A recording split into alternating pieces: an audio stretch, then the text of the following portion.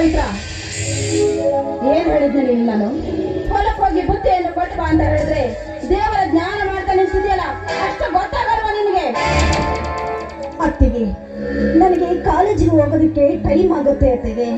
ಇವತ್ತು ಒಂದು ದಿನ ಮನೆಯಲ್ಲಿ ಹಾಳುಗಳಿದ್ರೆ ಅವರ ಕೈಲಿ ಕಟ್ಟು ಕಳ್ಸಕ್ಕಾಗತ್ತೆ?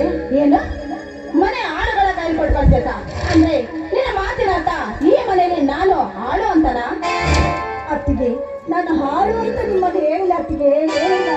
ಆಹಾ, ನೀನ್ ಹೇಳಿಲ್ಲ ಮಾತಾಯಿ.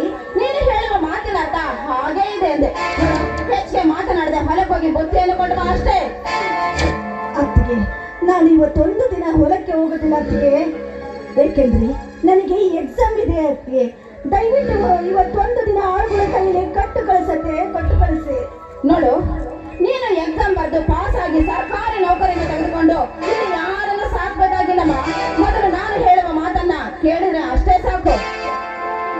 ನೋಡಿ ಅತ್ತಿಗೆ, ನೀವೆಷ್ಟೇ ಏನು ಹೇಳಿದ್ರು ನಾನ್ ಮಾತ್ರ ಇವತ್ತು ಹೊಲಕ್ಕೆ ಹೋಗೋದಿಲ್ಲ. ದಯವಿಟ್ಟು ನನ್ನ ಮಾತು ಅರ್ಥ ಮಾಡಿ.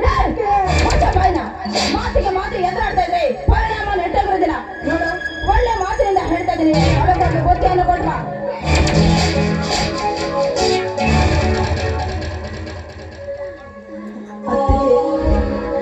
ನೋಡಿ, ನಿಮ್ಮ ಮಾತಿಗೆ ನಾನು ಬೆಲೆ ಕೊಡುವುದಿಲ್ಲ ಅಂತ ಹೇಳ್ತಿಲ್ಲ ಅತ್ತಿಗೆ, ಬೆಲೆ ಕೊಡುವುದಿಲ್ಲ ಅಂತ ಹೇಳ್ತಿಲ್ಲ.